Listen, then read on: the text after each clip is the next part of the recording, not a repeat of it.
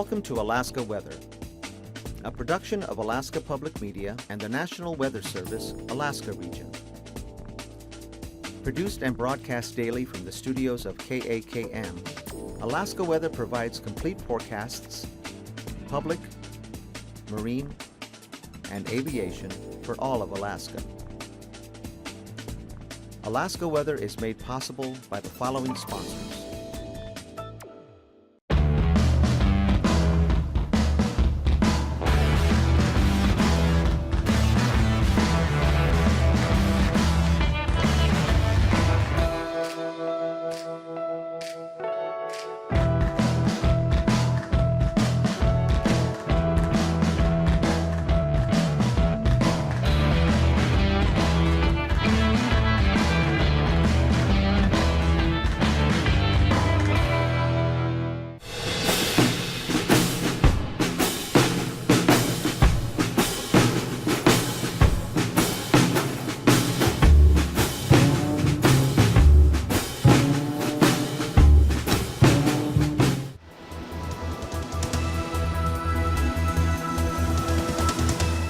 The National Weather Service. Hey everyone, thanks for joining us for this Saturday's show. On the advisories map, or the warning watch advisory map, we still have Admiralty Island, Juneau, Douglas under the influence of a high wind warning, and that's out for tonight. Continue to get the gusts 65 miles per hour or over 65 miles an hour again through tonight, and then up there along the Bering Strait coast on down across St. Lawrence Island. Winter weather advisories out until 9 p.m. this evening. 30 to 40 mile an hour wind gusts, snow, blowing snow. Occasionally reducing visibilities down to about 1 mile, and then that's supposed to end at 9 p.m. and which time conditions will get better, or they'll kick it out longer. For the satellite imagery yesterday, big front out over the Bering Sea brought initially some storm force winds into the area, but rapidly diminishing last night and this morning, while this area of cloudiness was beginning to gather here over the western Gulf of Alaska, south of Kodiak Island, and big high pressure area building over Canada, and that beginning to drive strong winds and colder temperatures into the southeast coast. Drier conditions as well as remnants of that moisture sliding off to the east. And that continued today with some pretty strong winds showing up around Cape Spencer, for example, and notably Eldred Rock and Lynn Canal. As that system moves across, you had the pressure falls to the south, the pressure rises to the north here up to 1,050 millibars over northwest Canada. And that drove some strong northeast winds as high as 88 miles an hour recorded at Cape Spencer and Eldred Rock there, and pretty gusty winds over the inside waters and into Stevens Passage occurring today. And of course a high wind warning out for the Juneau area, the greater Juneau area. And that's going to continue throughout the night tonight and then begin to subside tomorrow. High pressure, cold temperatures in the mid-minus 30s here over the Yukon Flats on up toward Arctic Village for the afternoon readings, and kind of getting a little more seasonable up there for this time of the year. And the Arctic coast, some clouds right there, but not really doing much in the way of precipitation. And this front out here to the west, again, quite a wind producer from about St. Lawrence Island, where Savunga had gusts to over 50 miles an hour during the day today. And right up through the Bering Strait, and Point Hope, gusts over 40 miles an hour, and Cape Lisburne, gusts as high as 60 miles per hour observed earlier today. Narrow band of snow that becomes mixed and then kind of a light rain, fog, drizzle condition, mostly west of the Pribilofs, and just a weak trailing edge now, this front, with really reduced winds right into the central Aleutians. And for tonight, that will continue to hold about in place, may drift over a little bit, could bring a little bit of flurry or snow showers into the Pribilofs, but winds not too bad. Look for the winds to diminish here with that advisory ending at 9 p.m. around St. Lawrence Island on up to the coast there. The main gradient back to the west, strong high pressure in over north central Alaska, just about right over the Koyukuk Valley there for the center, with easterly flow out over the Aleutians here. Again, that moisture that occurred here along Kodiak Island, rain and snow showers right up into the Kenai Peninsula today. That should diminish, and most of that will shift on down to the south here and move over toward the Alaska Peninsula. So areas like AKwx, possibly Sitkinak over to Chignik, on down the coast there on the Pacific side of the peninsula. We'll see increasing clouds and maybe a chance of some rain and snow showers at times, but wind staying quite strong here over the northern panhandle areas. In fact, we've got a good gradient all the way down there with this system sliding into the south there. A chance of snow over the southern areas tonight, and no chance to the north. If anything, you'll just see some blowing snow, not the right symbol for that, but that'd be blowing off the mountain peaks there. Usually the crossed arrows is the proper symbol to use for any areas of blowing snow. But pretty light winds here with the high pressure and cold temperatures dropping well below zero, probably down to possibly the minus 40s here up over the northeast interior to the eastern north slope areas. And pretty chilly now all the way down to Bristol Bay on out to the west, with the forecast tomorrow. Remnants of this system finally edging eastward. Just a really weak trailing edge coming into the Yukon-Kuskokwim Delta coast. Even with the high pressure at the surface there, still be some lingering flurries with some variable clouds, marginal to IFR conditions. Nunivak Island northward here could be kind of a cloudy, somewhat flurries or light snow kind of day for Nome and the Seward Peninsula, right on up into Kotzebue Sound there and across Kivalina, Noatak Valley and out to Cape Lisburne, Point Hope, right up to about Point Lay. Then it cuts off, looks like clear skies, mostly clear anyway, across the north slope and the Arctic coast, with high pressure dominating all of northwest Canada right across interior Alaska. Winds a little gusty here and brisk in areas of the mountain passes along the coastal range, and holding pretty brisk, but winds coming down now. Should start to see a diminishing in the winds with a chance of snow, rain and snow to rain, probably staying Dixon entrance southward on the rain there. It kind of depends on how much warmer air pulls up with this, but with it staying to the south, it probably won't pull much up at all. Good chance of overrunning snow here across all of southern Alaska from that Port Alexander line over to, say, Wrangell southward. North of there, chances diminish considerably. Probably nothing will show up in the Juneau area or Haines, definitely not Yakutat, staying in dry offshore flow. And the outlook for Monday, everything kind of shifts back down to the south here, the way it looks at this point in time. Chance of a little bit of moisture maybe around Heidelberg, mostly in the form of rain and snow, but I think most of the precipitation will be south of all the areas down there, with clear skies, still gusty winds, but not quite as strong as what you saw today, but enough of a gradient to keep the breeze going there out of the north-northeast. Again, pretty varied on the direction and speed here depending on where you are, and kind of a gradient along the southern Alaska there, but nothing too serious, just some breezy conditions through the passes. There was, for example, a wind advisory out for the Alaska Range there, Delta Junction over to, I think, Tanana, or no, not Tanana, Nenana. They're seeing 25 gusts 40 miles an hour today. That'll probably continue, but diminish, but won't end completely. Hold through Monday there. Otherwise, up to the north, high pressure redeveloping there southeast of Wrangell Island. So the flow around that will probably drop a couple of weak disturbances in, with some clouds, lower flying conditions, possibility some light snow or flurries, along with some fog. And that'll probably act to keep the temperatures warmer in that area, with colder readings down and continuing over the eastern interior, as well as southern Alaska here. Especially the winds are calm.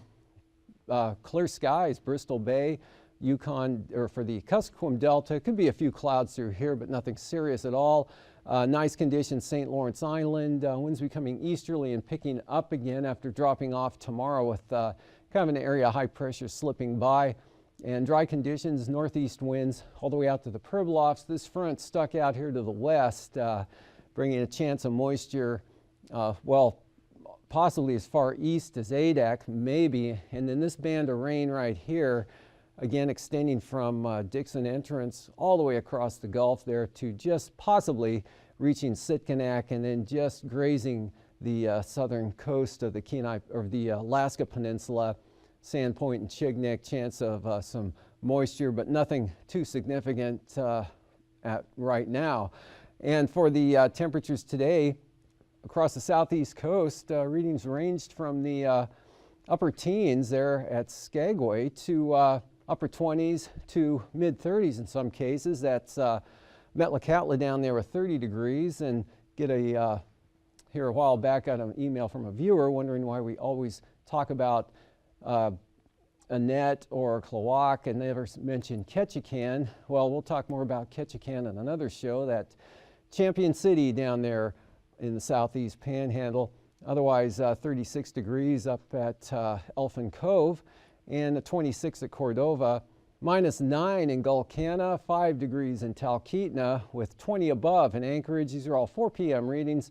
Right at the freeze mark there in Homer, mid to upper 30s Kodiak Island, and north of the mountains here, much colder down into the below zero area, -16 at Fairbanks. But with a wind, Delta was at 5 above, and -4 over at Tanana. Fort Yukon, 20 below. Eagle, -11. Bettles, -18. And Indian Mountain 2 above, with Ambler at 2 below. Otherwise, Arctic Village, a cold spot in the state this afternoon, 35 degrees below zero. Warm location was at Dutch Harbor or in Alaska with 41 above. The Arctic coast, all below zero until you get to southwest of Point Lay with those south winds back into the lower 20s there at Cape Lisburne. Strong south winds up into the lower 20s, and then back down into the teens here across the across the Bering Strait and the Seward Peninsula, but 34 out at Gamble, 6 degrees at St. Michael, 14 St. Mary's, and a 6 over at Bethel, -12 in McGrath, 23 above at Macoriac, 20 above there at King Salmon, the 26, I believe that's at Togiak, and mid to upper 30s for the Alaska Peninsula, 41 as I mentioned at Unalaska, and near 40 for the Aleutians, a little cooler out to the west. Lows tonight, mid 30s to upper 30s here for the Aleutians, with teens to lower 20s along the North Gulf Coast here, depending on where you are, except Kodiak closer to 30, and then quite a range here in the Panhandle. Temperatures from the lower teens to the upper 20s, and again -20s to -30s to lower -40s in some areas here, mainly over the Yukon Flats areas, with well below zero right down into the Copper River Basin, with near zero either side here. Susitna Valley, Willow, on down into northern Cook Inlet, and pretty chilly temperatures now down into the Kuskokwim in the Mid-River Valley areas here, with Bethel forecast 1 below zero, but 21 at Macoriac, and generally below zero here on the Arctic coast, but staying mild out here to the west.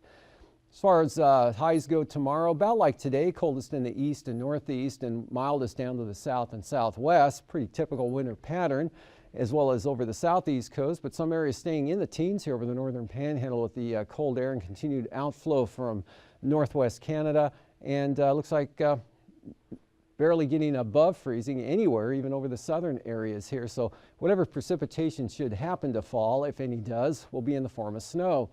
Flying weather, chance of some IFR down over the southern southeast coast and along that weakening frontal boundary here out to the west.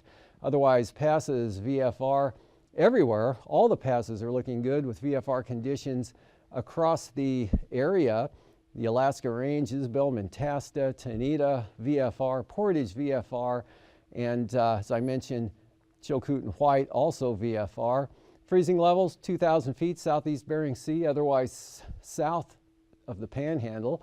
And some icing threats up here to the northwest and maybe over the southern southeast coast, and that's about it icing-wise.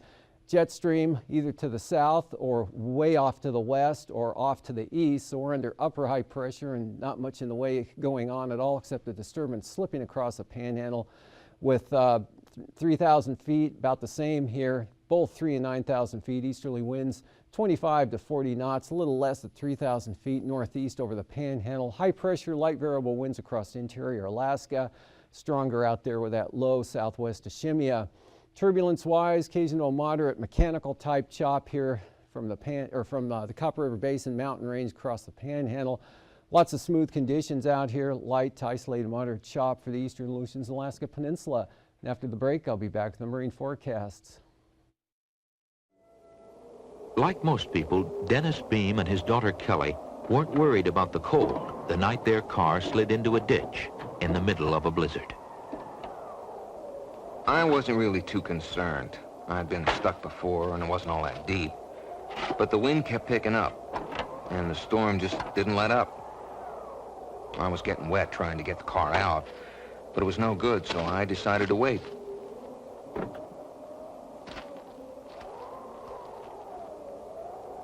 About 9 that morning, we'd been stuck about 4 hours. The storm wasn't stopping at all, and we were really getting cold. I figured nothing was going to happen up there on a country road. No help, period. So I decided to go for help. You stay warm and you stay in the car no matter what, okay? Okay. Everything's going to be okay. I love you. Love you too. Okay, now you be good. Right there. Right there, okay? I didn't want to be left alone, but Dad said he'd be back for me. He promised. Leaving Kelly was like leaving my heart behind, and I didn't know when I'd get it back. I couldn't see a thing. It was freezing. My eyes were frozen shut. I had ice all over my feet, but I had to keep going. There was nothing else to do. Help! Please, this is Kelly Beam. We had a CB radio in the car, so I tried to call for help. Help! But no one answered. I kept wondering where Daddy was. Can you hear me? It took me 3 hours to get to a house, and it was literally my last ounce of energy. My feet were black, parts of my face were frozen, but that wasn't my main concern. Kelly was still in that car, and the police said they couldn't get to her until the storm stopped, and there was nothing I could do. After it got dark, I didn't know what had happened. I couldn't stop thinking about Dad. I had 3 pieces of candy, but I wanted to save them for Dad because I thought he'd be hungry when he came back.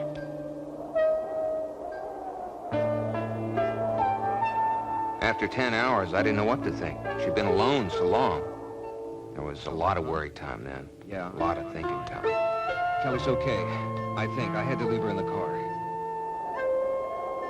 Sometimes in the car, I dream that Daddy might not come back. About 1 the next morning, the storm broke, and the police headed off to get Kelly. Have you heard anything? Nothing yet. All I could think was that after 19 hours, who knows, she'd been there so long with no heat. I kept hoping I'd put enough emphasis on staying in that car until I got back. When the rescuers came, I asked if Dad was okay. He said yeah. I was glad, because it was all over and Dad was okay. It's for you? Yes. Thank God. And then the call came. She was okay. My whole world lit up then. Oh, thank God. Thank you very much. Yes. Okay. She's okay.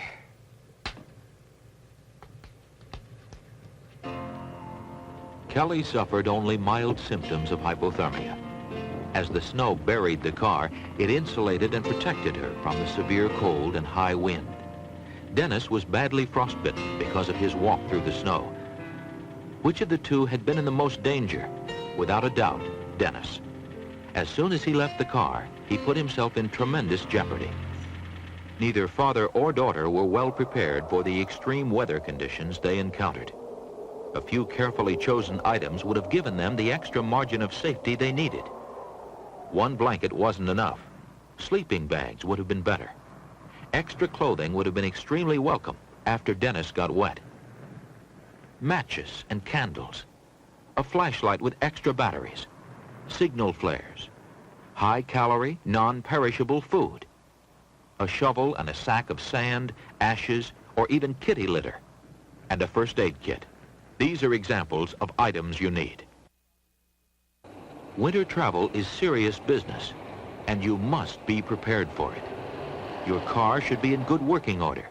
Know the route you plan to take, and tell somebody else where you're going and when you plan to arrive. Check the latest weather information before you leave. The National Weather Service provides up-to-the-minute weather forecasts and can predict most severe storms.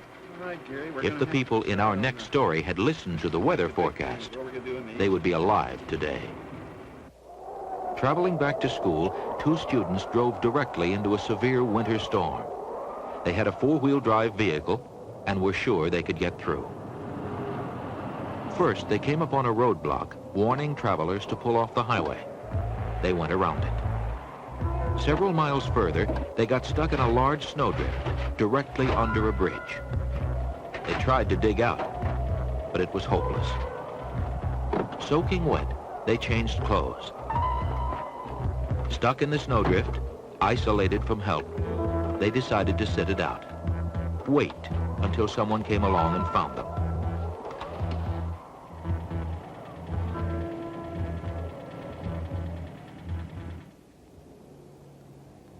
The next morning, someone did. They were dead. They had made two fatal mistakes. One, traveling in the face of deteriorating weather conditions. And two, ignoring a police roadblock. Ironically, it appeared that after they got stuck, they did everything right. They started the car every so often to keep warm.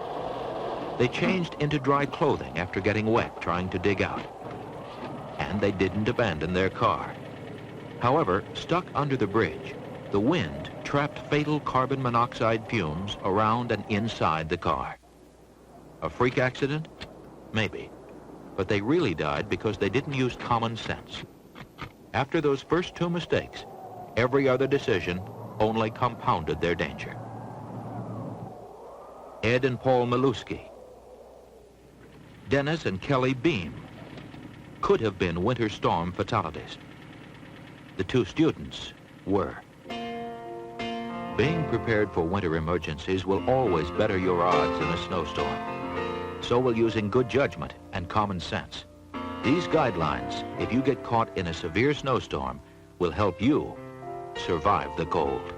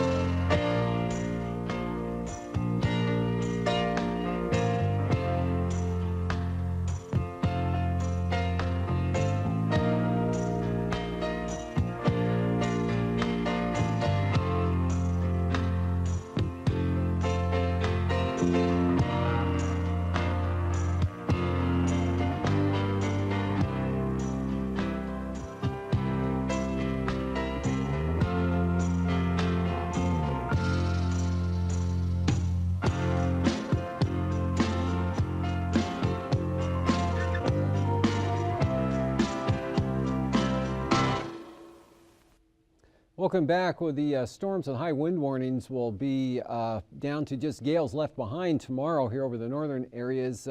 Small craft advisories with gale force gusts to storm force gusts all the way down to Dixon Entrance, and gales on the south coast diminishing as you head up to the north.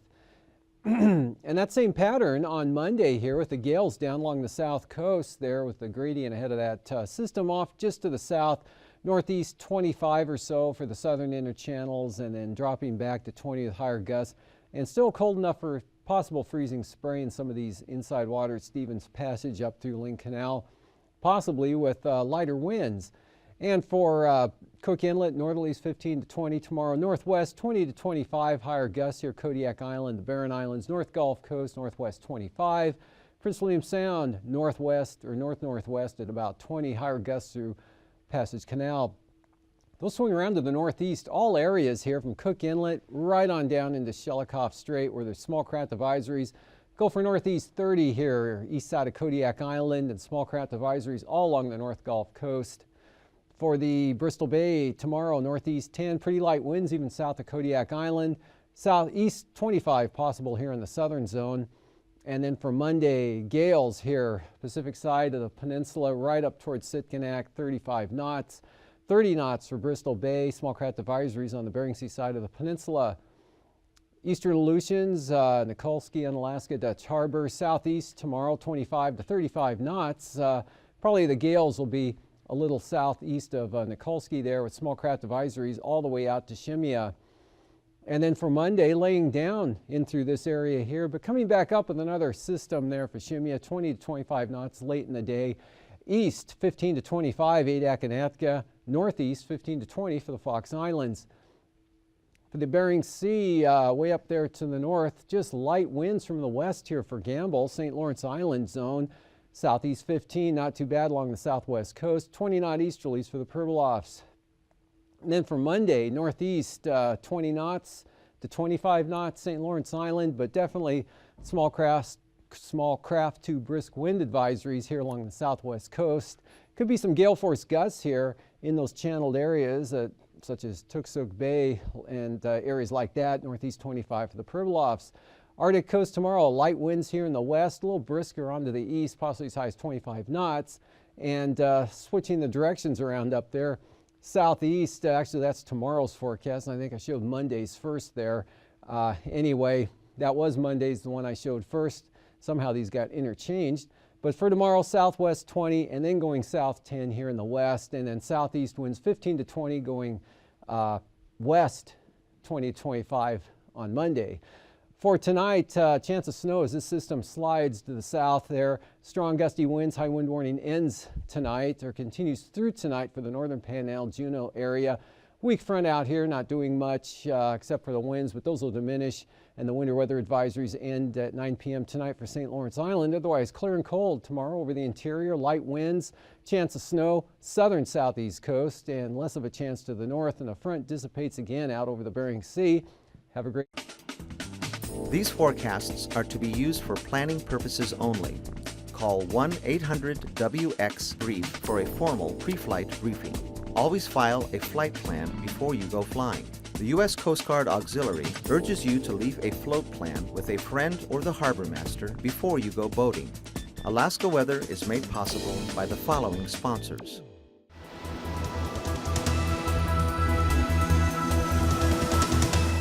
The National Weather Service.